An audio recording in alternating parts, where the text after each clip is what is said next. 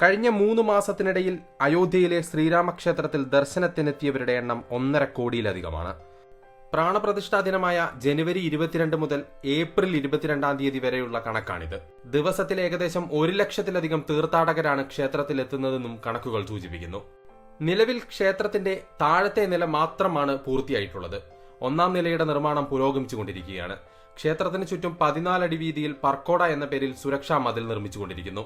6 ചെറുക്ഷേത്രങ്ങൾ കൂടി ഉൾക്കൊള്ളാനാകുന്നതാകും ഈ പർക്കോട. ഹനുമാൻ, അന്നപൂർണ, വാത്മീകി, വസിഷ്ഠൻ, വിശ്വാമിത്രൻ, അഗസ്ത്യൻ എന്നീ ക്ഷേത്രങ്ങളും ഇവിടെയുണ്ടാകും. കൂടാതെ ശിവനും സൂര്യനും ഇതിൽ കോവിലുകളും ഉണ്ടാകും. ഒരേ സമയം തന്നെ 25,000 തീർത്ഥാടകരെ ഉൾക്കൊള്ളാനുള്ള ശേഷിയുള്ള അങ്കണമാണ് ക്ഷേത്രത്തിന്റേത്. ഗുഹൻ, ശബരിമാതാവ്, ദേവി, അഹല്യ, ജഡായു എന്നിവരുടെ കോവിലുകളും ഇതോടൊപ്പം പണി പൂർത്തിയാക്കുന്നുണ്ട്. അയോധ്യ ജില്ല എന്ന് ഈ അടുത്തിടെ പേരുമാറിയ പഴയ ഫൈസാബാദ് ജില്ലയിലെ അയോധ്യ നഗരത്തിനുള്ളിൽ സരയൂ നദിക്കരികെയാണ് രാമക്ഷേത്രം ഒരുങ്ങിയിട്ടുള്ളത്. ഉത്തര ദക്ഷിണ ക്ഷേത്ര വാസ്തുശില്പശൈലികളും രാജ്യത്തിന്റെ എഞ്ചിനീയറിംഗും സാമർഥ്യവും കൈകോർക്കുന്ന നിർമ്മിതിയാണ് രാമക്ഷേത്രം. 70 ഏക്കറിലാണ് ക്ഷേത്രം നിൽക്കുന്നത്. ഉത്തരേന്ത്യയിലെ ക്ഷേത്ര നിർമ്മാണത്തിനുപയോഗിക്കുന്ന നാഗരശൈലിയും ദക്ഷിണേന്ത്യയുടെ ദ്രാവിഡ ശൈലിയും ചേർന്ന് ക്ഷേത്ര സമുച്ചയത്തിൽ ഒരുമിക്കുമ്പോൾ കേരളത്തിന്റെ തേക്കും രാജസ്ഥാനിലെ ഭരത്പൂരിന്റെ പിങ്ക് നിറമുള്ള കല്ലുകളും തെലങ്കാനയുടെയും കർണാടകയുടെയും ഗ്രാനൈറ്റും ഇതിൽ പങ്കുചേരുന്നു. ശില്പികളും തൊഴിലാളികളും അടങ്ങുന്ന ഏകദേശം 4000-ഓളം പേരുടെ അധ്വാനത്തിന്റെ ഫലം കൂടെയാണ് രാമക്ഷേത്രം. രാഷ്ട്രീയ നിയമ വിവാദങ്ങളുടെ ചരിത്രത്തിനിടയിൽ 2020 ഓഗസ്റ്റ് 5-നാണ് അയോധ്യയിൽ രാമക്ഷേത്ര നിർമ്മാണം ആരംഭിക്കുന്നത്.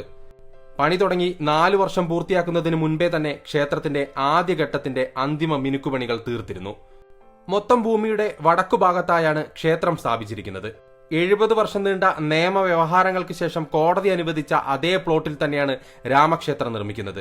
ഏകദേശം 67 ഏക്കറോളം ഭൂമിയാണ് സുപ്രീം കോടതിയുടെ നിർദ്ദേശപ്രകാരം രാമജന്മഭൂമി ട്രസ്റ്റിന് ലഭിച്ചത്. പിന്നീട് ഇതിനു ചുറ്റുമുള്ള ഭാഗങ്ങളിലായി ഏകദേശം 3 ഏക്കറിന് മുകളിൽ ഭൂമി ട്രസ്റ്റ് വാങ്ങുകയായിരുന്നു. മൊത്തം സ്ഥലത്തിന്റെ 30% മാത്രമാണ് ക്ഷേത്രം നിലനിൽക്കുന്നത്. തീർത്ഥാടകർ കിഴക്ക് വശത്തുകൂടെ പ്രവേശിച്ച് തെക്ക് വശം വഴി പുറത്തിറങ്ങുന്ന രീതിയിലാണ് ക്ഷേത്രത്തിന്റെ നിർമ്മാണം. ഗർഭഗൃഹം മന്ദിരത്തിന്റെ ഒടുവിലത്തെ ഭാഗത്താണ്. ഗർഭഗൃഹത്തിന്റെ ഗോപുരത്തിന് ഏകദേശം 161 അടി ഉയരമുണ്ട്. 3 നിലകളിലായാണ് ക്ഷേത്രം രൂപകൽപ്പന ചെയ്തിരിക്കുന്നത്. ആദ്യ നിലയുടെ നിർമ്മാണം പൂർത്തിയായ ശേഷമാണ് പ്രാണപ്രതിഷ്ഠ നടത്തിയിട്ടുള്ളത്. 1ാം നിലയിൽ രാമനും അമ്മയും സഹോദരങ്ങളും അടങ്ങുന്ന കുടുംബവും ഹനുമാനുമാണ് വരുന്നത്. ശ്രീകോവിൽ അഥവാ ഗർഭഗൃഹം പൂർണ്ണമായും രാജസ്ഥാനിൽ നിന്നുള്ള വെളുത്ത നിറമുള്ള മക്രാന മാർബിൾ പാകിയിരിക്കുകയാണ്. വിവിധ നിറങ്ങളുള്ള മാർബിളുകൾ ക്ഷേത്രത്തിനുള്ളിലെ കരകൗശല വേലകൾക്കായി ഉപയോഗിച്ചിട്ടുണ്ട്. മധ്യപ്രദേശിലെ മണ്ഡലയിൽ നിന്നാണ് ഇതെല്ലാം എത്തിച്ചത്. ബാക്കി ഭാഗങ്ങളിൽ രാജസ്ഥാനിലെ ഭരത്പൂരിൽ നിന്ന് കൊണ്ടുവന്ന പിങ്ക് നിറത്തിലുള്ള സാൻഡ്സ്റ്റോൺ ആണ് പാകിയിരിക്കുന്നത്. ഇതിനായി ഏകദേശം 4.7 ലക്ഷം ക്യൂബിക് അടി സാൻഡ്സ്റ്റോൺ വേണ്ടി വന്നിട്ടുണ്ട്. ക്ഷേത്രത്തിന് മൊത്തം 44 വാതിലുകളുണ്ട്. താഴത്തെ നിലയിൽ 18 വാതിലുകൾ. ഈ വാതിലുകൾ നിർമ്മിക്കാനുള്ള തേക്കുരുപ്പിടികൾ മഹാരാഷ്ട്രയിലെ അലപ്പള്ളി വനത്തിൽ നിന്നും കേരളത്തിൽ നിന്നുമാണ് എത്തിച്ചിട്ടുള്ളത്. ശ്രീകോവിലിന്റെ വാതിലടക്കം 14 വാതിലുകളിൽ സ്വർണം പൂശിയിട്ടുണ്ട്.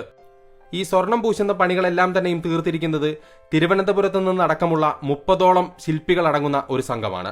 ക്ഷേത്രത്തിനെ വലയം ചെയ്തുകൊണ്ടുള്ള ഒരു മതിലിന്റെ നിർമ്മാണമാണ് ഇപ്പോൾ നടന്നുകൊണ്ടിരിക്കുന്നത്. ഉത്തരേന്ത്യൻ ക്ഷേത്രങ്ങളിൽ ഇത്തരത്തിൽ ചുറ്റുമതിൽ കെട്ടുന്ന പതിവില്ല.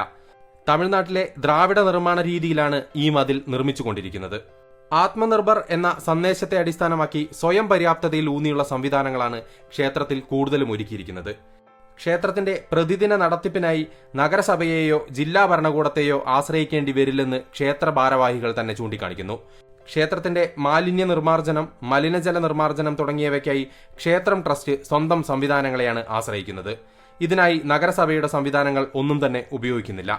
മലിനജലം സംസ്കരിക്കാനായി 2 പ്ലാന്റുകൾ ക്ഷേത്രാങ്കണത്തിൽ പ്രവർത്തിക്കുന്നു. വാട്ടർ ട്രീറ്റ്മെന്റിനായി 1 പ്ലാന്റും സ്ഥാപിച്ചിട്ടുണ്ട്. നിർബാധം വൈദ്യുതി ലഭ്യത ഉറപ്പാക്കാൻ പവർ സ്റ്റേഷനിൽ നിന്നും ക്ഷേത്രത്തിലേക്ക് ഡെഡിക്കേറ്റഡ് ലൈനുകൾ സ്ഥാപിച്ചിരിക്കുന്നു. കൂടാതെ ജനറേറ്ററുകളുമുണ്ട്. ജലം സംരക്ഷിക്കുന്നതിനു വേണ്ടി ഭൂമിക്കടിയിലാണ് ജലസംഭരണ കേന്ദ്രങ്ങൾ ഉണ്ടാക്കിയിട്ടുള്ളത്. മലിനജലം പുറത്തെ നഗരസഭയുടെ കനാലിലേക്ക് വിടുന്നില്ല. ഇവിടെ തന്നെ സംസ്കരിച്ച് ഭൂമി നനയ്ക്കാനായിട്ട് ഉപയോഗിക്കുന്നു. 600 മരങ്ങൾ ക്ഷേത്രവളപ്പിലുണ്ട്. കൂടുതൽ മരങ്ങൾ നട്ടുവളർത്താനും ട്രസ്റ്റിന് പദ്ധതിയുണ്ട്. 100 വീതം ശൌചാലയങ്ങളും കുളിമുറികളും അടങ്ങിയ ശൌചാലയ സമുച്ചയങ്ങളും അങ്കണത്തിൽ തയ്യാറായിക്കൊണ്ടിരിക്കുന്നു. അടിയന്തര സാഹചര്യത്തിൽ വാഹനങ്ങൾക്ക് സഞ്ചരിക്കാനുള്ള പാതയും ക്ഷേത്രാങ്കണത്തിലുണ്ട്. പ്രാണപ്രതിഷ്ഠ കഴിഞ്ഞ ഉടനെയുള്ള ദിനങ്ങളിൽ ഏകദേശം 2 ലക്ഷം തീർത്ഥാടകരാണ് ക്ഷേത്രത്തിൽ ഒരു ദിവസം മാത്രം ദർശനം നടത്തിക്കൊണ്ടിരുന്നത്. ഇപ്പോൾ ശരാശരി എല്ലാ മാസവും 1 ലക്ഷത്തിനടുത്ത് തീർത്ഥാടകർ ക്ഷേത്രത്തിലെത്തുന്നു. ദിവസം തോറും ഏകദേശം 15 മണിക്കൂറോളം ദർശന സമയമുണ്ടായിരിക്കും. ക്ഷേത്രത്തിലെത്തുന്ന ദിവ്യാംഗർ, വൃദ്ധർ തുടങ്ങിയവർക്ക് പ്രത്യേക കരുതൽ എന്ന നിലയിൽ ക്ഷേത്രത്തിൽ ലിഫ്റ്റുകളും റാമ്പുകളും ഒരുക്കിയിട്ടുണ്ട്. ചെരുപ്പിട്ട് ക്ഷേത്രത്തിലേക്ക് പ്രവേശനമില്ല. അതിനാൽ തന്നെ ഒരേ സമയം 25,000 പേർക്ക് ചെരുപ്പ് സൂക്ഷിക്കാൻ കഴിയുന്ന സംവിധാനവും വിശ്രമ കേന്ദ്രവും ആരോഗ്യ പരിപാലന കേന്ദ്രവും അടക്കം പിൽഗ്രിമേജ് ഫെസിലിറ്റി സെന്ററും ഒരുങ്ങിയിട്ടുണ്ട്. ലാർസൻ ആൻഡ് ടർബോ എന്ന സ്വകാര്യ കമ്പനിക്കായിരുന്നു ക്ഷേത്ര നിർമ്മാണത്തിന്റെ പ്രധാന ചുമതല.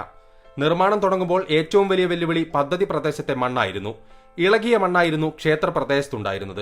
ഇത്തരത്തിൽ ഉറപ്പില്ലാത്ത മണ്ണിൽ വലിയ നിർമ്മാണ പ്രവർത്തനങ്ങൾ സാധിക്കില്ലെന്ന് വിദഗ്ധ പഠനം നടത്തി പറയുകയുണ്ടായി. തുടർന്ന് 14 അടി താഴ്ചയിൽ മണ്ണ് നീക്കി അവിടെ 56 അടുക്കുകളായി റോളർ കോമ്പാക്റ്റഡ് കോൺക്രീറ്റ് നിറച്ചു. അതിനു മുകളിലാണ് ക്ഷേത്രം നിർമ്മിച്ചത്. അതായത് മണ്ണിനടിയിൽ കൃത്രിമമായിട്ടുള്ള പാറ നിർമ്മിച്ചതിന് ശേഷമാണ് ക്ഷേത്രം സ്ഥാപിച്ചിരിക്കുന്നത്. പാറയിൽ വിള്ളൽ വീഴാതിരിക്കാൻ ഇന്ത്യൻ ഇൻസ്റ്റിറ്റ്യൂട്ട് ഓഫ് റോക്ക് മെക്കാനിക്സിലെ വിദഗ്ധരെത്തി പഠനവും നടത്തി. നിർമ്മാണത്തിൽ ഇരുമ്പും കോൺക്രീറ്റും ഉപയോഗിച്ചിട്ടില്ലെന്ന് എഞ്ചിനീയർമാർ പറയുന്നു. ഇതുകൂടാതെ കാലം കഴിയുമ്പോൾ മണ്ണിലെ ഈർപ്പം നിരന്തരം തട്ടി അടിത്തറയിലെ കല്ല് ദ്രവിക്കുന്നത് ഒഴിവാക്കാൻ 17,000 ഗ്രാനൈറ്റ് കല്ലുകളും വിരിച്ചിട്ടുണ്ട്. രാജ്യത്തെ എഞ്ചിനീയറിംഗ് രംഗത്തിന്റെ കൂട്ടായ ബുദ്ധിവൈഭവമാണ് ക്ഷേത്ര നിർമ്മാണത്തിന് പിന്നിലുള്ളത്.